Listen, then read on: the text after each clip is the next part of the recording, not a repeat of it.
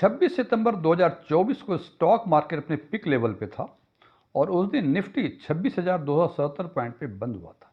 यदि हम तुलना करें 26,977 की 18/11/2024 यानी कल की, तो कल निफ्टी 50 23,454 पे बंद हुआ था। हालांकि आज यानी 19 नवंबर 2024 को ये 23,518 पे बंद हुआ।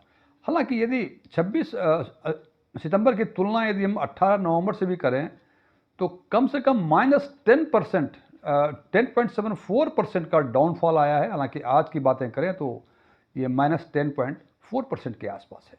तो अब ये एक बहुत विचित्र स्थिति लग रही है कि पिछले 7 सप्ताह में मार्केट 10 पॉइंट्स के ऊपर डाउन हो गया या नेगेटिव रिटर्न दे रहा है। अब जनाब, सामान्य अवस्था में हम कहते हैं कि 10 के आसपास पहुंचता है यदि डाउनफॉल, तो हम मानते हैं कि करेक्शन हो चुका है, ये करेक्शन है। और 10 से ऊपर जब होता है तो हमें लगता है कि शायद ये आहट है मार्केट क्रैश होने की। हालांकि क्रैश होने में भी टाइम है, 10% और जब जाएगा और डाउन होगा तभी मार्केट क्रैश हो जाएगा, अदरवाइज ये करेक्शन के फेज में ही आएगा। लेकिन फाइनेंशियल पंडित कह रहे हैं कि हो सकता है कि ये आहट जो है ये मार्केट क्रैश की हो। अब सवाल हमारे मन में ये उठता है कि आखिर मार्केट का ये करेक्शन या टुवर्ड्स मार्केट क्रैश, आखिर कारण क्या क्या हैं?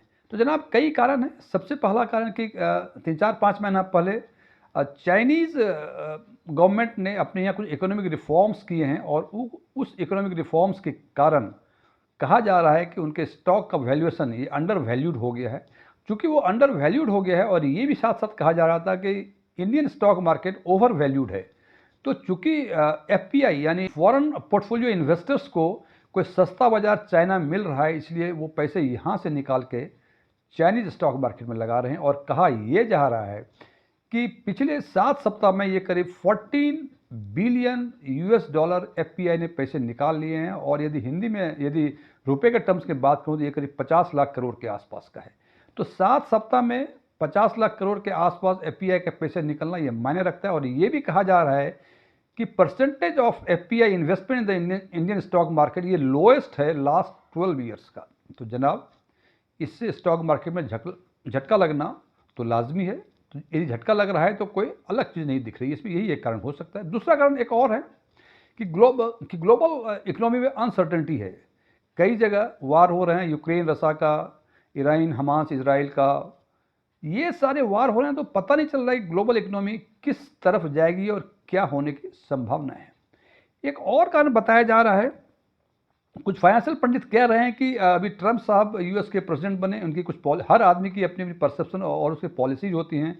और ट्रंप साहब के यूएस में प्रेसिडेंट बनने से कुछ फाइनेंशियल पंडित ये कह रहे हैं कि शायद यूएस में इन्फ्लेशन बढ़े, और जैसे यूएस में इन्फ्लेशन बढ़ेगा इसका चमक इंडियन स्टॉक मार्केट में आज से दिखाई दे रही थी।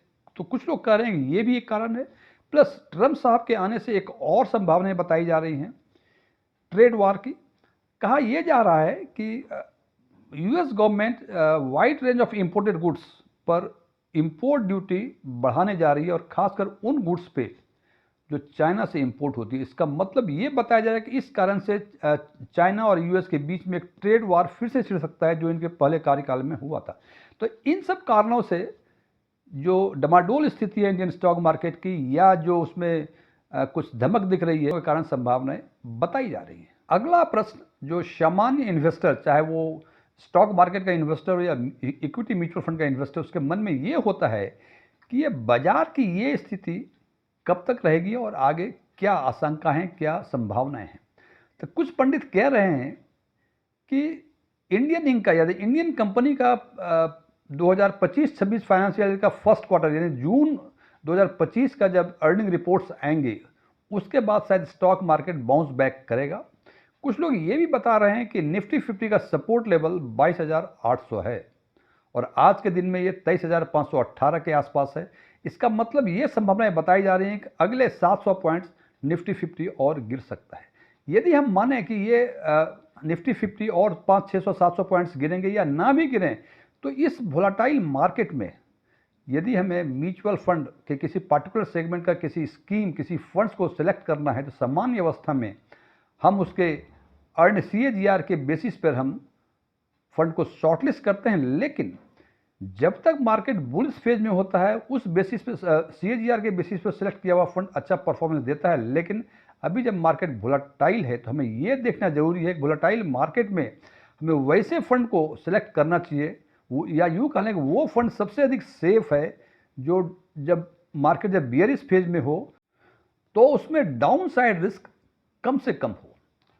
और इसी कॉन्टेक्स्ट में जब हम चर्चा करेंगे ऑल राउंडर फंड यानी सदाबहार फंड जो फ्लेक्सी कैप सेगमेंट को कहा जाता है कि फ्लेक्सी कैप सेगमेंट में कौन सा फंड सबसे अधिक सेफ है इस वोलाटाइल मार्केट में, और इसके लिए हमने 1 ईयर, 3 ईयर, 5 ईयर और 10 ईयर के सीएजीआर के बेसिस पे 5 फंड्स को शॉर्टलिस्ट किया है। और वो फंड हैं एचडीएफसी का फ्लेक्सी कैप, जेएम का फ्लेक्सी कैप, मोतीलाल ओसवाल का फ्लेक्सी कैप और क्वांट का फ्लेक्सी कैप। यदि इन चारों फंड को जो हमने शॉर्टलिस्ट किया है वो 1 ईयर, 3 ईयर, 5 ईयर, 10 ईयर्स के सीएजीआर के बेसिस पर हमने शॉर्टलिस्ट किया हुआ है। और यदि इसके पिछले एक वर्ष का यदि हम ट्रेलिंग रिटर्न देखें तो हम देखते हैं एक साल मतलब 52 वीक्स का यदि देखें तो हम देखते हैं कि एचडीएफसी का 35.6%, जेएम का 42.26%, मोतीलाल ओसवाल 45.45% और क्वांट का 33.25%। ये जो 52 वीक्स जो लिया है ये लिया है हमने 18/11/2023 से लेके 18/11/2024 तक। हो सकता है 52 वीक्स फ्यू डेज हो जाए, इसका मतलब एक साल का लिया हुआ है। और इस चारों फंड में यदि देखते हैं इसके ट्रेलिंग रिटर्न के हिसाब से तो हम देखते हैं कि सबसे बेहतरीन रिटर्न मोतीलाल ओसवाल का 45.45% है 1 ईयर का ट्रेलिंग रिटर्न, और सबसे खराब है क्वांट का 33.25%।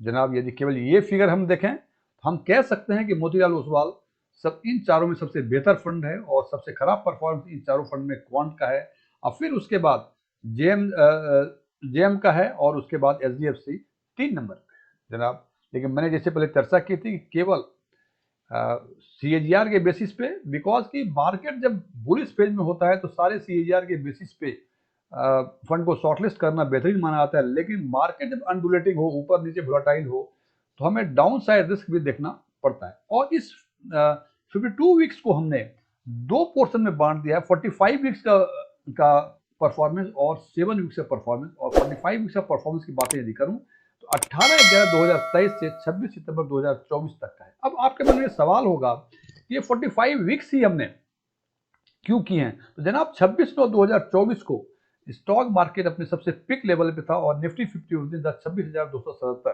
सो हमने देखा कि 18/11 से 26/9/24 के बीच 45 वीक समथिंग होता है, उसके बीच का परफॉर्मेंस क्या है?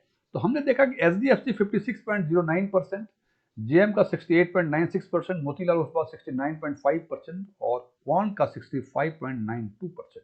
और यदि हम देखें कि इन चारों फंड में से 45 ये 52 वीक्स का जो फॉरवर्ड 45 वीक्स है उसमें सबसे बेहतरीन परफॉर्मेंस किसका था, तो यहाँ हम देखते हैं कि यहाँ भी मोतीलाल ओसवाल का सबसे बेहतरीन परफॉर्मेंस था, लेकिन सबसे खराब परफॉर्मेंस जो 52 वीक्स का क्वांट में था 45 वीक्स में ये एचडीएफसी का हो गया। तो यदि इन दोनों में है एक समानता है कि मोतीलाल ओसवाल 52 वीक्स के लिए सबसे बेस्ट फंड है इन चारों में से, और 45 वीक्स के लिए भी मोतीलाल ओसवाल ही बेस्ट फंड है। लेकिन इन चारों में सबसे खराब परफॉर्मेंस में थोड़ा सा मत का डिफरेंस है, ओपिनियन का डिफरेंस है, तो हो सकता है कि आपको ये कंफ्यूजन हो। अभी और देखें, अब लास्ट 7 वीक्स मतलब लास्ट 7 वीक्स का मतलब 26/9/2024 जो मार्केट पिक लेवल पे था और उससे लेके 18/11/24 तक का 7 वीक समथिंग होते हैं। इस बीच का यदि हम परफॉर्मेंस देखते हैं तो एचडीएफसी -40.62% का नेगेटिव रिटर्न दिया है, जेएम फ्लेक्सी कैप ने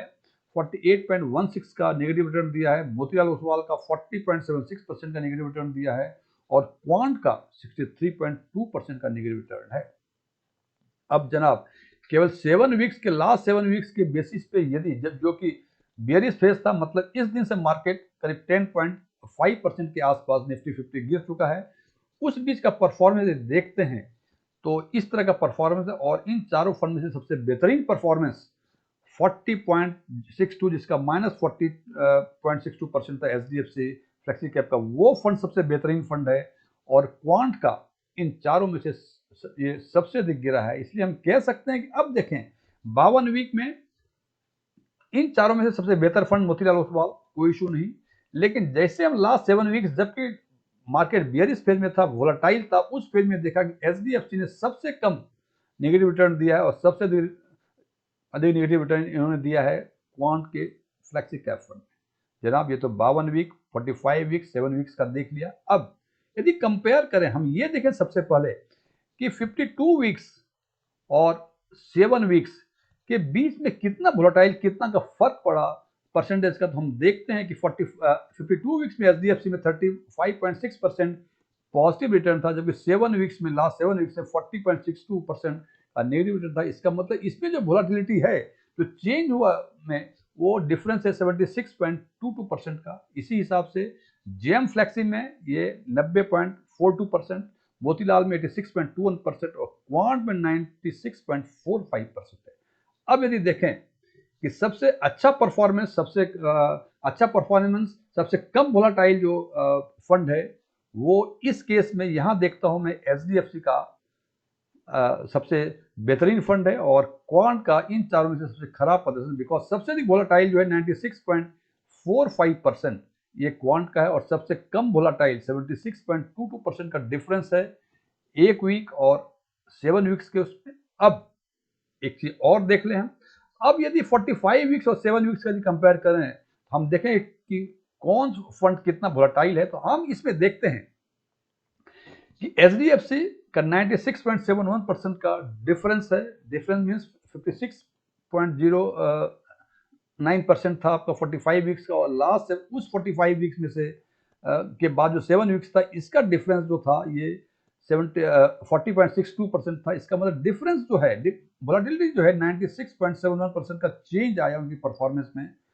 जेएम में ये चेंज 117.12% का, मोतीलाल ओसवाल में 110.26% का और क्वांट का 129.12% का। और इस हिसाब से देखते हैं कि सबसे कम वोलाटाइल कौन है, तो यहां भी हम देखते हैं कि एचडीएफसी का फ्लेक्सी कैप और सबसे खराब क्वांट का फ्लेक्सी कैप। और उसके हिसाब से फिर सेकेंड और थर्ड की यदि बातें करें, हम देखते हैं कि 45 वीक्स और 7 वीक्स के हिसाब से 110% ये मोतीलाल ओसवाल था और second number, third number 117 point ये जीएम का था और फोर्थ नंबर क्वांट का था। लेकिन ये तो हुआ 45 वीक्स से 7 वीक्स का डिफरेंस, और यदि 52 वीक्स के 7 वीक्स का डिफरेंस का ये देखें, तो यहाँ भी देखते हैं कि Motilal Oswal HDFC flexi cap top पे था, क्वांट फोर्थ पे था और सेकेंड पे यहाँ भी था मोतीलाल ओसवाल। तो हम देखते हैं यदि केवल हम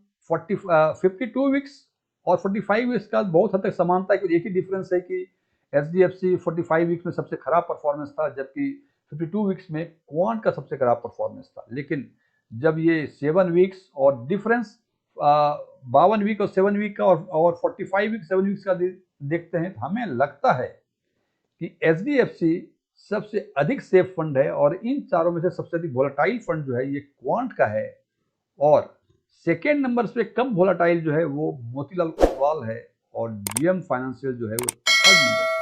तो अब देखें कि यहाँ एचडीएफसी टॉप पे, क्वांट फोर्थ पे, तो ये, और इन दोनों में देखें कि एचडीएफसी थर्ड पे था, यहाँ एचडीएफसी बॉटम में था। हालांकि क्वांट यहाँ बॉटम में था, हालांकि कि 45 वीक्स के हिसाब से बॉटम में नहीं था। सो हम केवल बुलिश फेज में मार्केट का परफॉर्मेंस देख के हम ये नहीं कर सकते हैं कि ये सबसे अच्छा फंड है और सबसे सेफ फंड है।